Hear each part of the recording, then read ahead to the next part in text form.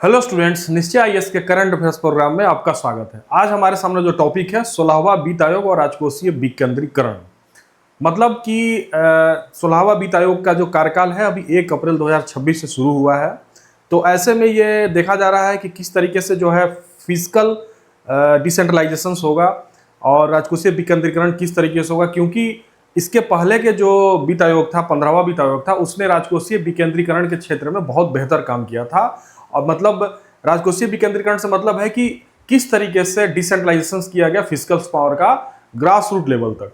तो हम इस टॉपिक में ही देखेंगे कि 16वां वित्त आयोग जब कार्य करना शुरू किया 1 अप्रैल से, तो किस तरीके से राजकोषीय विकेंद्रीकरण किया जाएगा और 15वें वित्त आयोग की क्या क्या उपलब्धि रही, साथ ही 16वां वित्त आयोग किस तरीके से कार्य करेगा, किस किस क्षेत्र में कितना कितना आवंटन किया जाएगा, और साथ ही यह भी देखा जाएगा कि इस क्षेत्र में आने वाली चुनौतियां क्या है।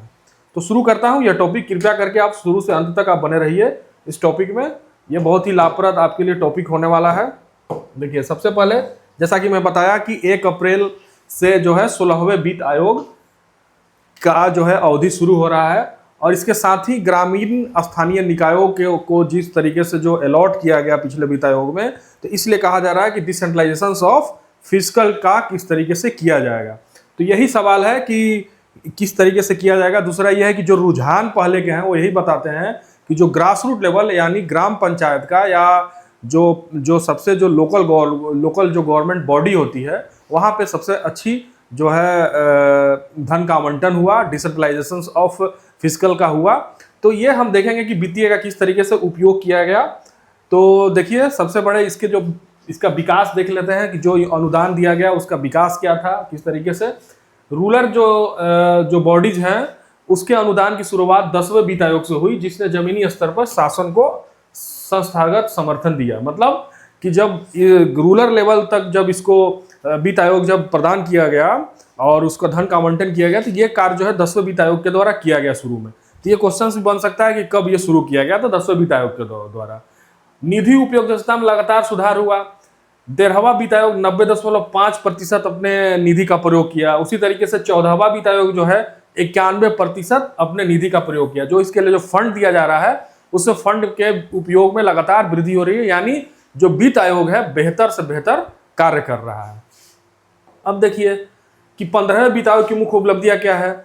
कुल अनुशंसित अनुदान जो था 2,97,555 करोड़ था, जबकि कुल जारी राशि जो थी 2,82,632 करोड़ रुपए थी। अब तक की सबसे अधिक फंड उपयोग दक्षता 94.94 यानी 94% 15वें वित्त आयोग का रहा है। तो इसमें समझिए कितना एफिशिएंट रहा है 15वां वित्त आयोग। साथ ही साथ जो है उच्चतम रिलीज दर भी इसमें जो है 94.98 रहा है। और इसमें जो है शीर्ष प्रदर्शन करने वाले जो राज्य हैं, असम है, केरल है, मिजोरम है, त्रिपुरा है, उत्तर प्रदेश है। लगभग अपने फंड का जो इनको फंड दिया गया उसके फंड का जो है 100% ये उपयोग किया ये राज्य। तो इनका जो प्रदर्शन बेहतर रहा है, ये आपको सवाल पूछ भी सकता है कि जो 15वें वित्त आयोग के द्वारा जो फंड एलोकेट किए गए थे उन राज्यों में सबसे बेहतर प्रदर्शन करने वाले राज्य कौन है, यानी वो अपने जितना भी फंड उनको दिया गया यानी 100% वो अपने फंड का उपयोग किए। इनमें असम, केरल, मिजोरम और त्रिपुरा, उत्तर प्रदेश का नाम आता है। अब जो है इसमें जो है इसका महत्व क्या है। इसका महत्व वित्त आयोग का ही है कि मजबूत सहकारी संघवाद का एक संकेत है। ठीक है, मतलब केवल और केवल सेंटर का ही पावर न चले, पावर का डिसेंट्रलाइजेशन होता है, चाहे स्टेट लेवल पे हो चाहे ग्रास रूट लेवल पे हो, तब सहकारी संघवाद का सही तरीके से निहितार्थ होता है। तो अगर इसको जो है लोकल गवर्नमेंट में इसको सही तरीके से उपयोग किया गया है, इसका मतलब मजबूत सहकारी संघवाद की ओर हम बढ़ रहे हैं। साथ ही अनुच्छेद 243G के तहत जो है पीआरआई की दक्षता में वृद्धि हुई है। स्थानीय आवश्यकताओं के आधार पर विकास हुआ है। ग्रामीण क्षेत्रों में बेहतर सेवा वितरण हुई है। तो ये महत्व है इनके वित्त आयोग का जो फंड जो एलोकेट हो रहा है। अब देखिए अनुच्छेद 243G जो है क्यों है, इसका जो है इसमें पंचायतों की जिम्मेदारियों के बारे में बात किया गया है। पंचायतों को आर्थिक विकास और सामाजिक न्याय के लिए योजनाएं बनाने का अधिकार दिया गया है। वे 11वीं अनुसूची में सूचीबद्ध 19 विषयों पर कार्य कर सकती हैं। जब पंचायतों को इतना पावर दिया गया है 243G के तहत, तो जाहिर सी बात है कि जो एलोकेट इनको किया जाएगा फंड, उस फंड का ग्रामीण पृष्ठभूमि पर या ग्रामीण सरकार के द्वारा या ग्राम पंचायत के द्वारा सही से उपयोग किया जाएगा, क्योंकि 11वीं अनुसूची में करीब 29 विषयों पर यह कार्य कर सकती है। इसका मतलब कि जो गांधी का जो सपना था कि ग्रास रूट लेवल से जब विकास होगा तो ऑटोमेटिकली देश दक्ष होगा, देश जो है एफिशिएंस होगा, क्योंकि अगर हर देश का पूरा जो ग्रास रूट लेवल डेवलप हो जाएगा तो कुल मिला जुला के हम एक विकसित देश की तरफ बढ़ेंगे। तो महात्मा गांधी का भी यही सपना था कि ग्रास रूट लेवल को सही से सही मजबूत किया जाए, पंचायती राज सिस्टम को ज्यादा से ज्यादा मजबूत किया जाए। तो अगर वो फंड उनको सही तरीके से एलोकेट किया जाएगा तो जाहिर सी बात है बेहतर तरीके से काम करेंगे, और हमारे संविधान में ऑलरेडी उनको इतनी शक्ति दी गई है को अपने कार्यों का निष्पादन सही तरीके से कर पाए। अब देखिए कि 16वें वित्त आयोग का जो आवंटन ढांचा है ये क्या है, इसको भी समझ लेते हैं, तभी आप सही तरीके से तुलना कर पाएंगे 15वें वित्त आयोग से और 16वें वित्त आयोग से। देखिए कुल अनुदान संरचना जो है, इनको जो फंड जो दिया गया है, एलोकेट किया गया, इसमें 4.35 लाख करोड़ ये केवल ये जो है रूरल लोकल बॉडीज के लिए है केवल, ये भी आप जान लीजिए। और इसमें शामिल है जो आधार अनुदान जो है 3.48 लाख करोड़ है, प्रदर्शन अनुदान जो है 43,524 करोड़ है, और राज्य प्रदर्शन अनुदान जो है 43,524 करोड़ है। तो ये समझ सकते हैं आप, पूरा आप ध्यान से देख लीजिए इस डाटा को। ये डाटा आपके लिए बहुत ही उपयोगी होगा, एग्जामिनेशन पॉइंट ऑफ व्यू से भी ये बहुत उपयोगी है कि इससे आप जो है आप पता लगा सकते हैं कि 16वें वित्त आयोग के पास कितनी बड़ी रिस्पॉन्सिबिलिटी है। रूरल लेवल यानी जो सहकारी जो डिसेंट्रलाइजेशन किया जा रहा है वो तभी होगा जब रूरल लेवल पर इसको सही तरीके से अनुदान का उपयोग किया जाएगा। तो जो इसको दिया गया है वो बहुत ही बेहतर है, और पिछले जो जितने भी वित्तीय आयोग हैं वो अच्छा प्रदर्शन किए हैं, तो इसको देखते हुए कहा जा सकता है कि 16वां वित्त आयोग का जो समय शुरू हो रहा है उसमें यह भी बेहतर प्रदर्शन करेगा। अब देखिए 16वें वित्त आयोग के ढांचे के प्रमुख प्रभाव, विकेंद्रीकरण को मजबूती, वही जैसे मैं डिसेंट्रलाइजेशन ऑफ पावर इसको कहते हैं, विकेंद्रीकरण हमारे संविधान में यह है भी, और उसी के तहत इसको किया भी गया है। जैसे 73वें संविधान संशोधन के द्वारा सशक्त बनाता है, स्थानीय स्वशासन की योजना और किरण की इकाई को बनाता है। बेहतर सेवा वितरण क्या है, पेयजल, स्वच्छता, ग्रामीण ढांचा और स्थानीय कल्याण सेवाओं में सुधार करता है, और जवाबदेही में वृद्धि भी होगी। इसके अलावा जैसे प्रदर्शन आधारित अनुदान से पारदर्शिता और परिणाम आधारित शासन को बढ़ावा मिलेगा, यानी प्रदर्शन आधारित अनुदान का जो प्रावधान किया गया है, इससे अगर क्या होगा कि हर राज्य को जो आवंटन किया जाएगा, अगर उनको ये कहा जाएगा कि आप कितना एफिशिएंट है आप करके दिखाइए, तो वो कहीं ना कहीं चेंज होगा परिणाम आधारित शासन में, क्योंकि अगर उनकी दक्षता बढ़ेगी तो जाहिर सी बात है कि वो रिजल्ट की तरफ बढ़ेंगे, और दक्षता ज्यादा बेहतर होगी तो बेहतर रिजल्ट भी आएगा, तो तभी होगा हमारा शासन परिणाम आधारित शासन। अब देखिए कि इसमें चुनौतियां क्या क्या है, इस चुनौतियों की तरफ भी ध्यान दिया जाना चाहिए। देखिए जैसे दक्षता में कमी, पंचायतों में तकनीकी और प्रशासनिक कौशल का अभाव है।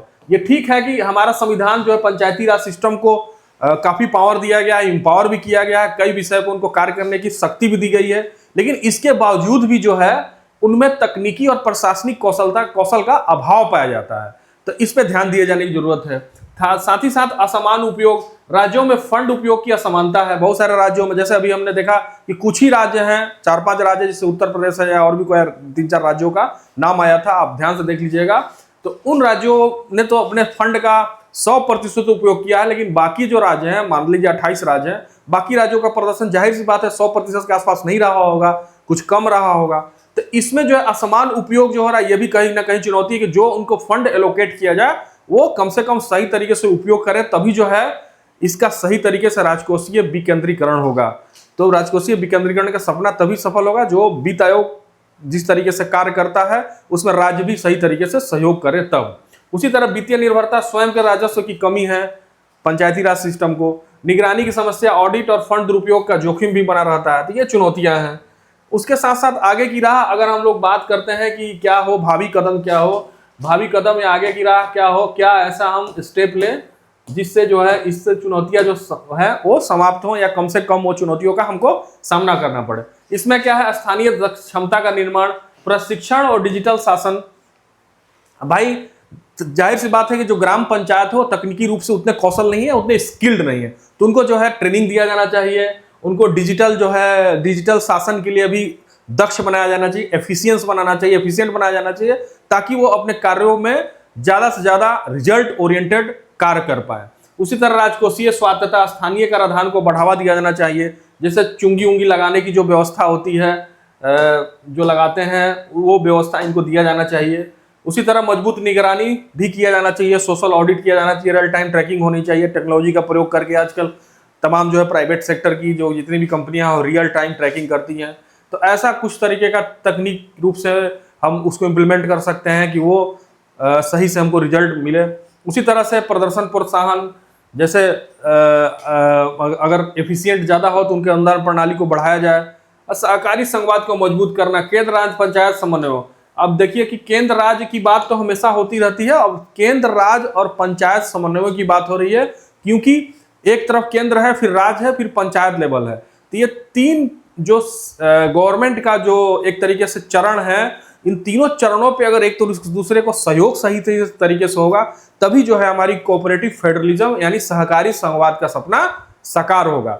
यद्यपि इसमें जो है वित्त आयोग बेहतर कार्य कर रहा है, पिछले वित्त आयोग ने अच्छा काम किया, वित्तीय सहकारी संघवाद की तरफ हम बढ़ रहे हैं, तो ये एक बेहतर कदम हो सकता है हमारे देश के लिए, हमारे प्रशासनिक व्यवस्था के लिए और हमारी दक्षता के लिए भी। तो अब इसमें अगर हम लोग निष्कर्ष की बात करें तो ग्रामीण स्थानीय निकायों के लिए बढ़ता आवंटन और उच्च फंड उपयोग भारत में जमीनी लोकतंत्र और राजकोषीय विकेंद्रीकरण को मजबूत करने की दिशा में एक निर्णायक बदलाव को दर्शाता है। जाहिर सी बात है कि जब इसमें जो ग्राम पंचायत हो बेहतर प्रदर्शन करेंगे और साथ ही साथ जो उनका आवंटन बढ़ेगा और फंड का उपयोग बेहतर तरीके से करेंगे, तो हम जो है राजकोषीय विकेंद्रीकरण और जमीनी लोकतंत्र में सही तरीके से उसको लागू कर पाएंगे। और 16वां वित्त आयोग इस दिशा में और आगे बढ़ाता है, लेकिन इसकी सफलता पंचायतों की संस्थागत दक्षता, जवाबदेही और आत्मनिर्भरता पर निर्भर करेगी।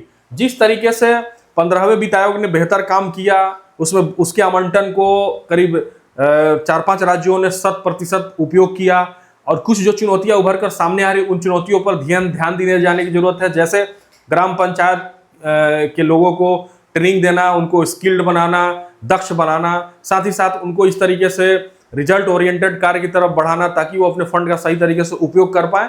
तो इन सारे चुनौतियों को अगर सही तरीके से समाधान निकाला जाएगा तो 16वां वित्त आयोग भी नो डाउट अच्छा बेहतर काम करेगा। हो सकता है और भी राज्यों की संख्या बढ़े अपने फंड का ज्यादा से ज्यादा प्रयोग करने के तौर पर। तो आज के लिए जो है इतना ही, मिलते हैं नेक्स्ट इसी तरह से किसी रुचिकर आपके सिलेबस के लिए उपयोगी नॉलेज के साथ। तब तक के लिए धन्यवाद। चैनल को लाइक, सब्सक्राइब और कमेंट करना न भूलें, इससे हमको अपार समर्थन मिलता है। मिलते हैं नेक्स्ट टॉपिक में। धन्यवाद, थैंक यू सो मच।